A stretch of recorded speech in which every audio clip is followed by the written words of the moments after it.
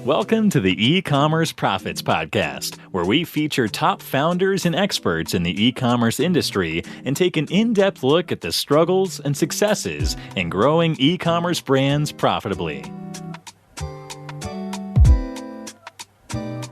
Josh Chin here. I'm the host of the E-commerce Profits Podcast, where we feature top experts and shakers in the e-com industry, and we go behind the scenes of the struggles and successes of growing a brand.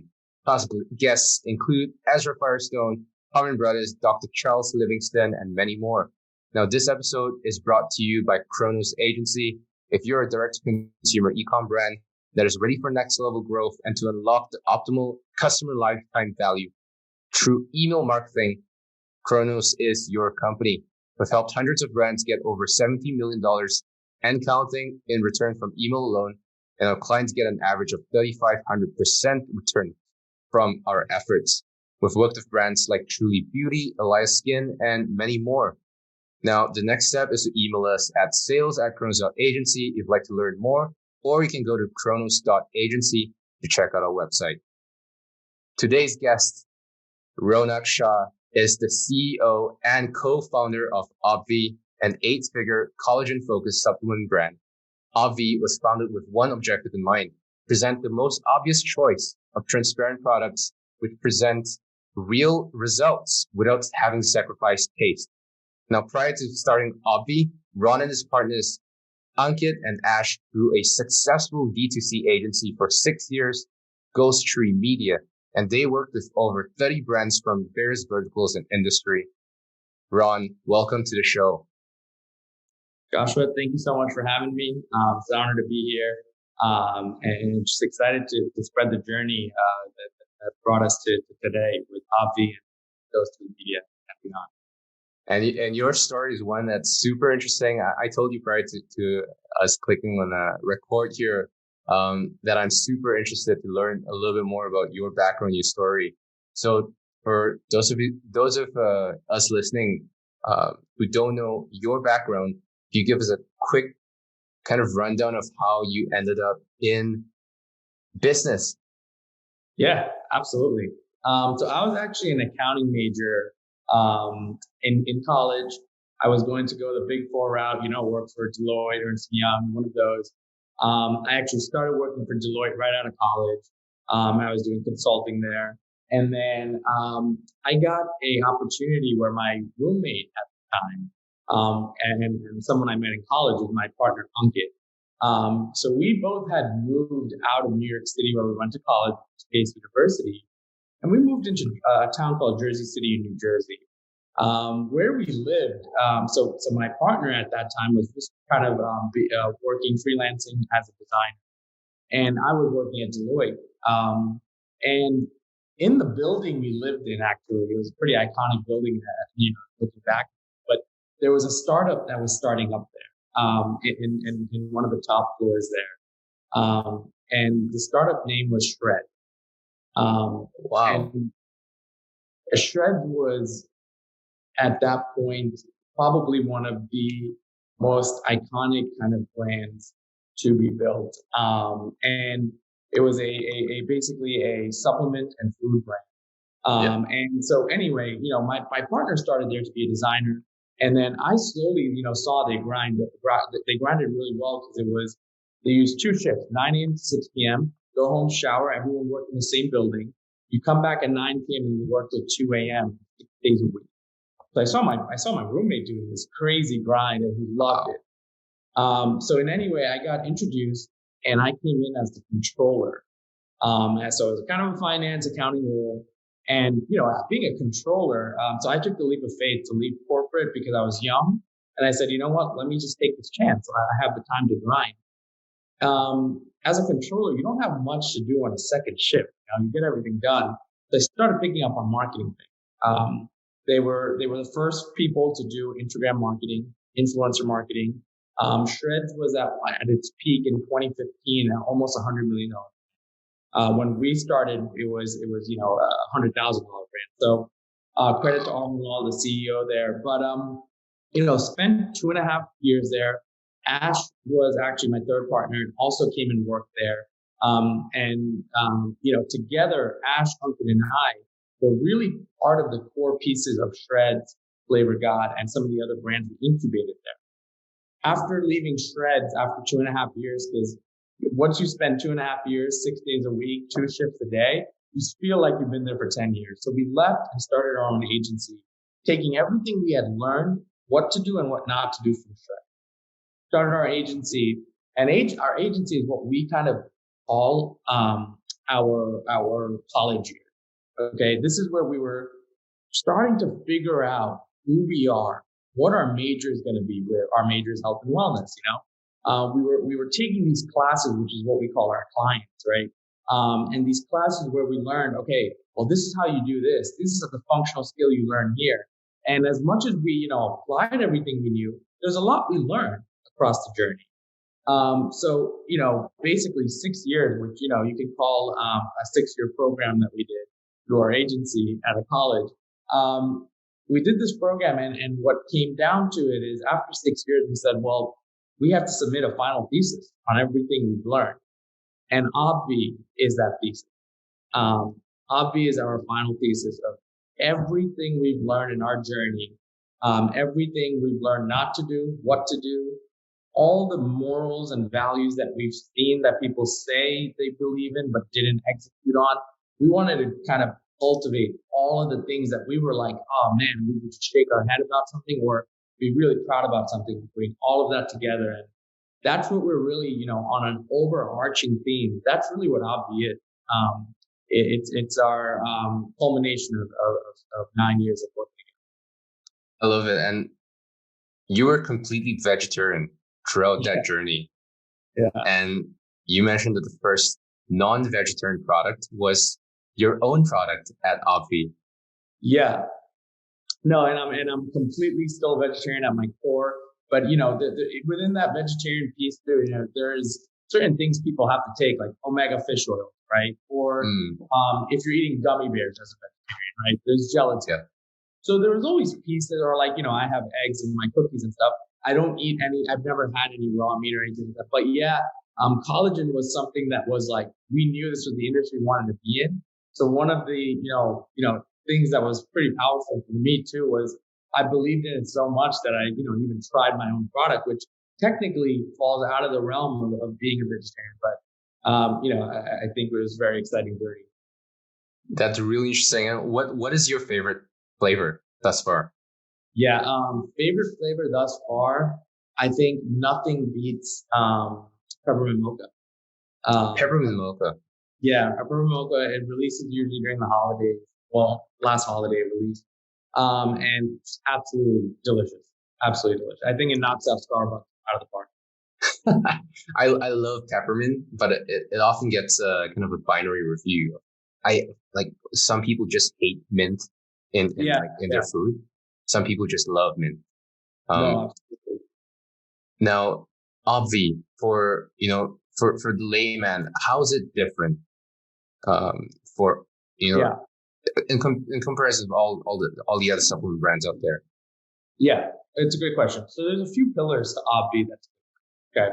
One is I'll start on the product level, right? A lot of people look at it and say, oh, well, just looks like a pretty pink label or just looks like something that looks delicious. What's really different about Obvi is it's actually the only collagen on the market that has the highest absorption rate because of the hand-selected elements we put in our collagen. If you turn the label on our collagen compared to any other collagen on the market, we're the only collagen that has vitamin C, vitamin E, calcium, iron, magnesium, and biotin added to the collagen. The reason we added those, and it's why our formula is more premium and more expensive, is because those elements work with the collagen to increase the absorption rate in your body. So a lot of times what people do is they'll see something have 30 grams of collagen, right? And be like, oh, wow, well, this is a superior product. The problem is your body, when you give your body 30 grams of something, even protein, it can't absorb it, right? It just releases as waste. And so you have to use certain elements to help the absorption rate grow. So by formula, the reason why, the obvious choice is more of like a brand mission where we want to become the obvious choice on multiple pillars. So on the product level, all our formulas are either first to market or have patented ingredients or is completely scientifically designed and engineered to be a product that is completely different from any other competitor. So, I can obviously go down our entire product line and tell you why every single product is different. But again, that was our theme. That's constantly our theme. Even when we get into other categories, we're going to stick with that theme. My second pillar, I think one of the bigger pillars for us is communication with our customers. A lot of people look at a brand or a supplement brand or this or that and say, oh, well, you have so many customers or you have so many people on social media and wow, it looks like, you have such a big community. And on the surface, yeah, a lot of companies look like they have big communities. But in the background, you'll just see, a bunch of customers that buy product and that's about it. What we wanted to do is do the reverse cycle, which is you're buying from us.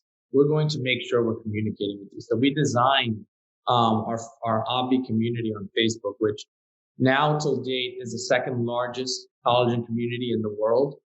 It has 30,000 members, active members, and it grows by about 100 to 200 members per day. By the end of the year, we'll be the largest collagen community on Facebook. Wow. What this does is all our customers are basically feedback kind of told to kind of come back in the community, whether they buy, whether they stop buying, or if they're thinking of buying, right? All those layers are covered in our community in a way where me, Ash, my other partner, Ankit, all our admin team of 10 admins and moderators, all are interacting with each customer on a daily basis to answer any question, to show anything that they need about result, recipes, you name it, it's in there. So one thing that I always say is if you've never heard about Obvi, go to our community and spend 10 minutes on the community. I promise you, if you don't buy, you'll at least walk out thinking about Obvi for quite some time. So, that's kind of like our storefront and the way that we really, really communicate with our customers. So I think a lot of people, say, oh, well, we love our customers or we appreciate our customers.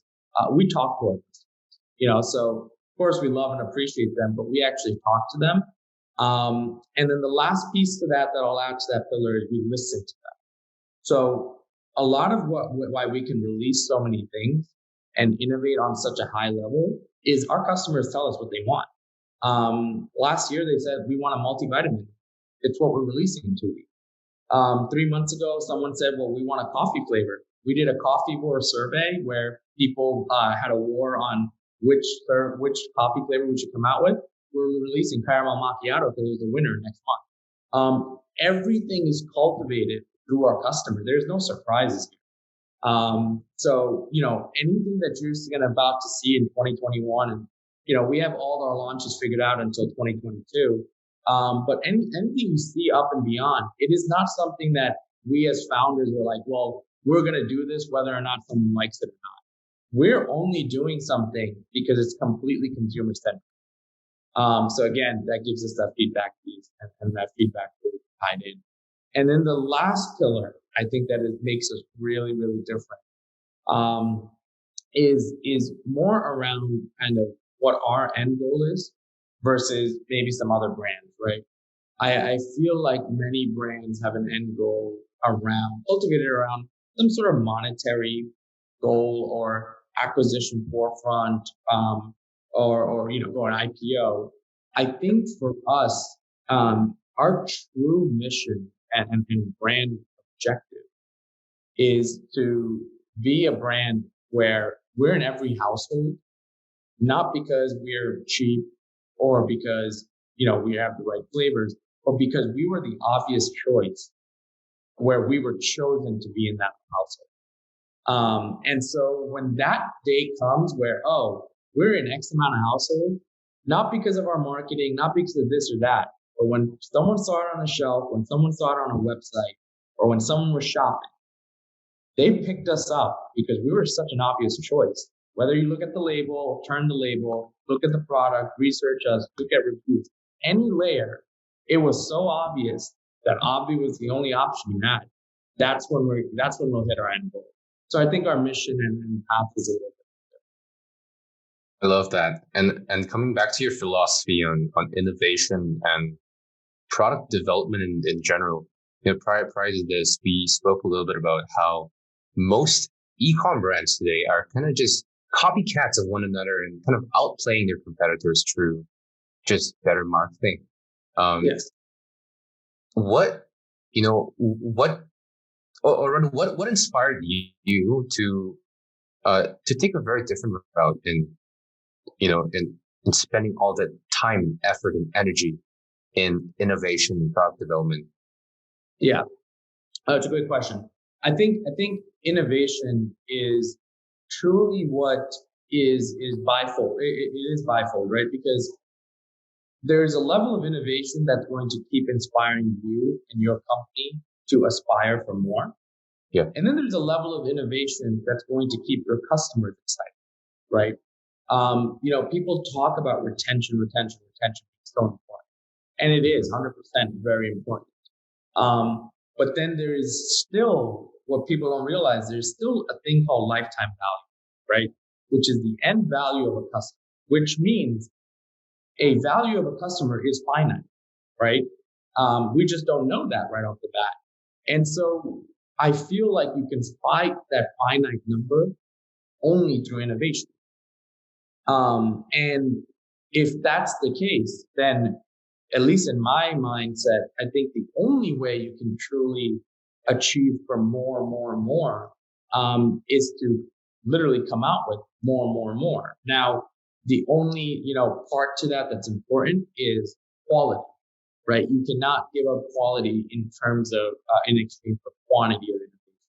So I think we keep both of those factors in mind. But I think we get very inspired by our launches, and then our customers are inspired by how much we're putting out for them. And so we're both working together to be inspired by Obvi, us as the founders and our team, and the customers as members of Obvi. I love that. I love that so much. You know what? This reminds me really much of a guest that we had, Ezra Firestone, and his brand Boom. They keep a very close ear on the ground on what consumers are doing, what they're thinking about, and what they want. And ultimately, I think that's what really contributed to their success, and likewise to Obvi's. Let's take a slightly different tone here, and what are some of the biggest struggles that you've faced in the past 2 years, 2+ years of existence thus far as a brand? Yeah. I think one of the biggest struggles is fighting this ability of building a brand that has a level of hype attached to it, right? Because a lot of what we do is we don't buy a ton of stock of everything we launch. We do things with limited launches or limited releases, right? And we really build around people needing to get our product when it launches. Very similar to a business model of something like Supreme or Nike, or Air Jordan, right? Or Yeezys, when they drop, you got to get it then. And probably within the next day or so, it's not going to be available. We have the same concept, but we brought that to collagen, right? Sounds weird, but it's so different, right? The fact that 70,000 of our customers stay awake till midnight because our flavor drops are always at midnight, like peanut butter cup. It's amazing for us to see that we've created that phenomenon in protein, right? And to build that is great. Now the struggle comes in. There is an element to passion that drives that, and then there's an element to business that kind of tells you, well, are you really getting the full value by not only doing limited releases, right? What if like an extra 20,000 people can buy or 10,000 people can buy, but because you did a limited release, only 5,000 people? right? And there's that trade-off that you have to kind of fight with your mind, right? It's not greed, but it's also opportunity cost. Like we're giving up by building the brand this way. The biggest struggle is we're giving up tons of possible, accredited revenue that we would earn, because we want to have the brand position in a way that has this phenomenon attached to it. So I think the one thing we struggle with the most is, are we making the right decision by picking a business model that is not so traditionally situated, right? Like what we hear all the time is make sure you have enough stock, make sure you don't stock out. And again, till date, knock on wood, we haven't got into any back orders or any of that stuff. We have excellent fulfillment. But there are times where our product releases sell out way too quick. And we do see some customers getting upset. And maintaining that, and spinning it to make sure that they understand what we're trying to do here is sometimes struggling, because we struggle with knowing that, damn, somebody missed out that, is a valuable customer. And that's money left on the table. It's very counterintuitive to kind of think about it from the lens of a marketer and a business owner. Obviously, we want to naturally maximize revenue as much as possible, but obviously that kind of comes with a long-term cost. So, talking about kind of long-term plans and goals, what's the long-term plan for Obvi? I know you mentioned that the vision is to become the obvious choice, but what's your roadmap to get there? Yeah. No, it's a good question. Roadmap is, I think, as weird as it sounds, is kind of simple for us. We are going to continue building Obvi by listening to our customers, right? And it takes out the guessing game. So where our hard work then can go to is constantly making sure that whatever needs to come out is at the top tier level or is first to market level in the industry. So the roadmap for us is listen to the customers so that we don't have any surprises. And then secondly is spend the time to make the product so unique and so different that whatever we release, like we're getting into, I'll give you an example. We're getting into food and beverage this summer. We're going to be doing, some really, really cool, I don't want to give it away, but we're going to be doing some really cool snack category and then a really cool beverage category. Even within those two categories, which we have had no experience in, right? Our products that we've already R&D'd are completely different than anything on the market. And so it's going to be unique for us to go into the markets that are obviously seemingly somewhat saturated, right? But still come there and say, hey, we're completely different. And I think that's the roadmap. The roadmap is until the day that we can't come out with something that's different and it goes stale, then I think that's when maybe, we've hit our path to say, okay, well now only way we can go is vertical, right? There's a pathway which you can keep going down this road, winding road. But then when you hit a dead end, then you have to build up. And I think every successful business gets to that end winding path, right? You look at Vital Proteins, they took 8 years to get to that path until Nestle acquired them and they got mass distribution across the entire world. So they have the winding path where, they went into every category. They went into a performance category, food and bev, everything you can think of. Their winding path took them there. And then there was a point where they had to build up because their path ended. But now the vertical integration is what kind of, that's where you build your skyscraper. So I think that's our roadmap, quite literally. That's incredible. Horizontal first, then vertical.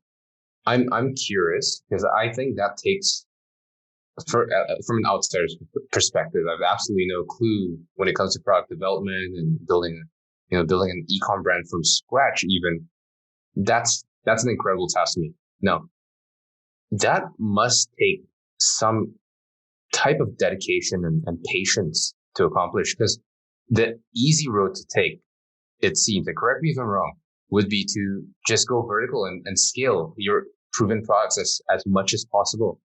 Absolutely. Absolutely. No, you're 100% right. That is the easy way.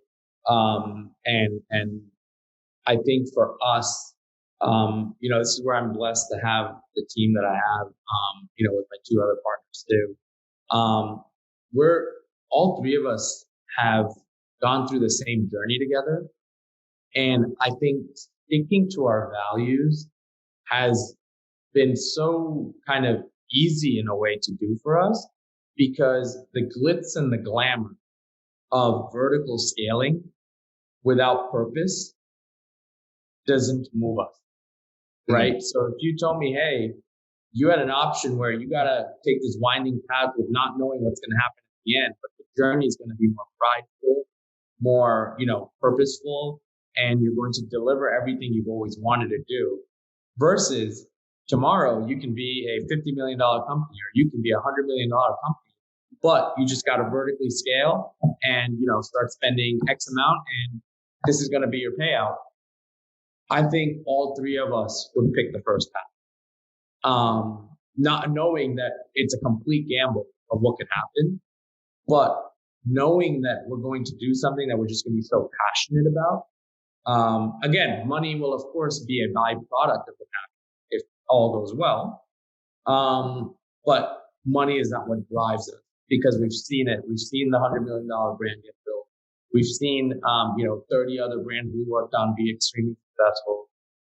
So we've, when you kind of see it, not that we have it, but when you see it, you want to make sure that now you're building the fence, because when you've seen it, all you want to now make sure is that you can protect it. So because we've seen it, know that it's possible, we want to make sure that we build the fence and build the foundation so strong that it can never crash, never, fall. So I think that's just how we look at it. And for us, that's what drives it. That's incredible. And I think with that 6 years of the 6-year college program that you've had with building your agency, what has been the most important lesson or lessons that you've taken away that you still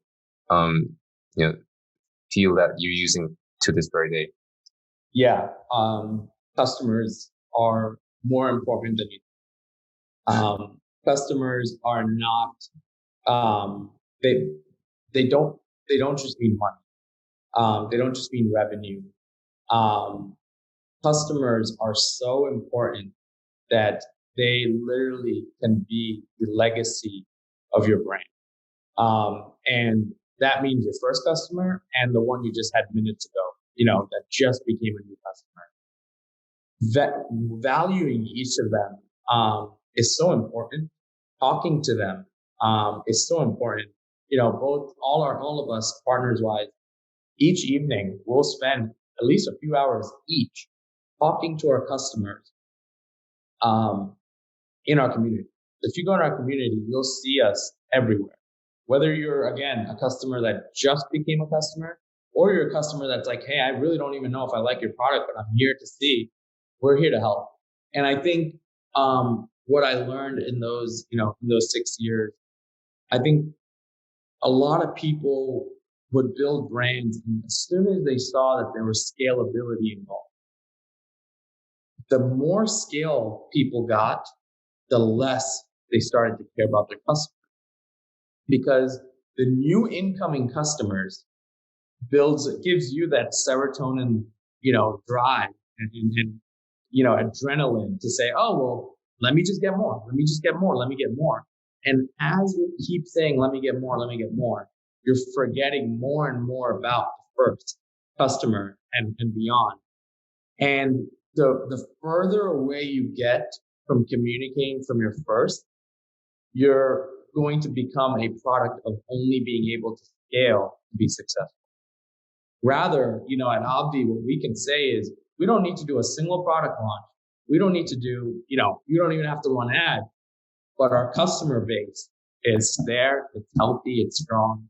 They're going to be there to support us. They're going to be there to do whatever we ask them to do. It's because we care about the first customer just as much as we care about the last. And I think that we learned that through just seeing that, a lot of people got too carried away with scale, thinking that that's going to stay forever. And customers, new customers are going to keep coming forever. That was going to be my follow-up question. Kind of like where is this, where did this idea come from? And I guess a better question would be, what are some brands that either you've worked with or you have seen that you feel does a really good work at what you're trying to do with Obvi? Yeah, it's a great question. I think, give you an example. Alani Nu. I don't know if you've heard of that company, Alani Nutrition. I have not. Okay, Alani so Nutrition. Alani Nu is a company. They're a phenomenal brand.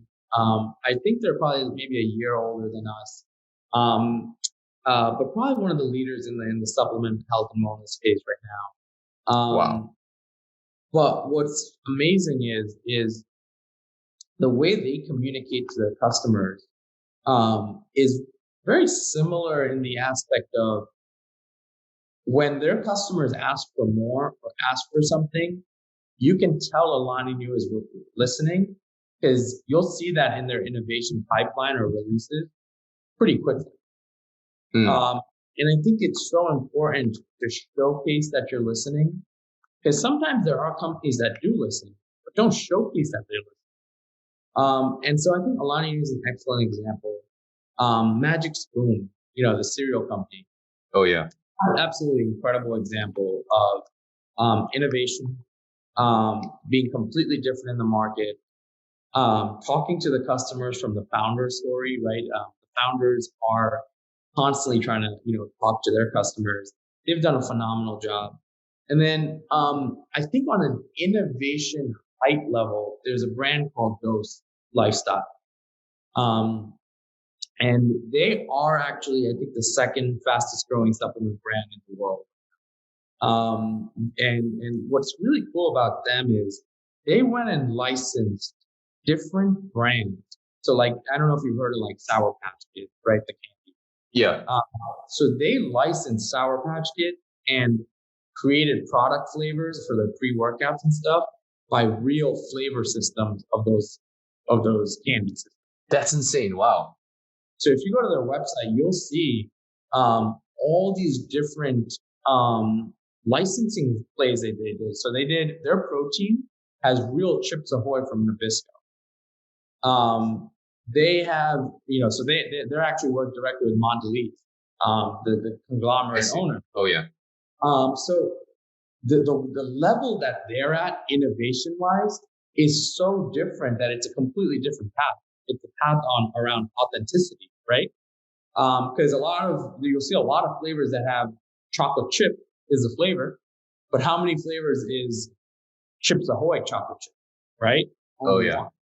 So I think there's a few brands out there that are either listening or innovating or talking to their customers and product really, really well. And I would think that we're up there too with what we're trying to do. Incredible. And what's next for Obvi in the next 3 years when we speak again? I think what's next for Obvi is certainly more category expansion. I think we don't want to shy away from bringing Obvi into people's homes through different pathways, right? Right now, we look at collagen. There may be somebody that is vegetarian or vegan that can't take our product. You look at maybe food and beverage. There may be somebody that can't drink carbonated drink. Food, you have protein bars, but maybe somebody can't have whey protein, right? Because they have celiac disease. What we want to do is for the mass groupings of our customers that fit into certain categories, we want to be able to create multiple options and multiple entry points into our plan. So if this doesn't work for you, great, here's something. Or hey, if this works for you, here's something else as well. So it's a lot of our innovation. You go to our website, we just redesigned it to shop by health goal. And I think what that is training even us to do as founders is we're training ourselves to create and innovate around helping people around a goal rather than giving people a product that they have to fit a goal around.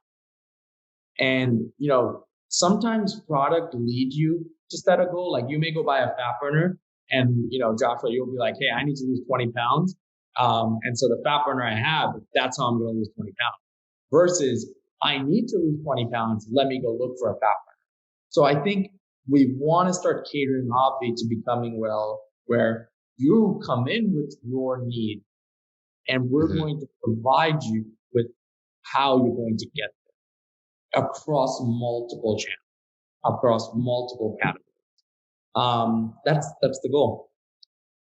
That's incredible. That's a huge, huge goal. And I'm super excited for you to accomplish that. And I mean, looking at the traction that you've had for the past 2 years and just, Ron, just speaking to you, so I personally speak to a lot of e-commerce founders and marketers, and I think people generally fall into kind of certain categories of, product first or marketing first. And when I speak to a product first founder who also comes with the experience of marketing, it's incredible. I think there is nothing that can stop, you from what you want to do with that skill set. Appreciate If you had a billboard in the middle of the busiest highway in America, what would that billboard say? Innovate or die. Innovate or die. Innovate or die. I don't think anyone can survive in today's climate if you don't keep innovating. The only thing that is constant on any one of ours calendar or daily conversation is innovation. As soon as we're done with one thing, we're already thinking about the next thing. So till the end of Obvi, it's going to constantly be around innovation. Amazing. And one last question. What are some books, podcasts, or learning material that you've been consuming recently that stood out to you? Yeah, that's a good question. I think the Acquired podcast, which also has a Slack channel where we can talk to founders, is phenomenal. My partner Ankit actually put me on a podcast called How I Built This, where it's forget who they sit down with, but it's a phenomenal podcast where each founder gets to sit down with this host and just talks about the raw journey of how they built it. Obviously, they've obviously had an exit game already, but you'll find a lot of people on there. And then books, I don't think anything recently beats Shoe Dog. Oh yeah. Phenomenal story. Just shows you that you can kind of go through a lot, but at the end, if you just stay focused on that mission and that brand objective, you'll get to the end. You'll get to the finish line because you're the only one that stays focused. There's 10 others that may get a few steps ahead of you, but because they're not focused, they won't get to the finish line. Ron, thank you so much for your time. And if people are interested to connect with you or contact you, how should they reach you? Yeah, so I'm on Instagram. I'm at The Dedicated, and otherwise I'm on email. 25/8 all day every day. Ronak RONAK at myobvi.com. That's right. And check out myobvi.com for those of you listening. They got some crazy flavors going on, and their community is just popping. It's crazy how engaged their community is. So check them out. And once again, this is Josh from Chronos.agency. Thank you for listening. Thanks for listening to the E-commerce Profits Podcast. We'll see you again next time, and be sure to click subscribe to get notified of future episodes.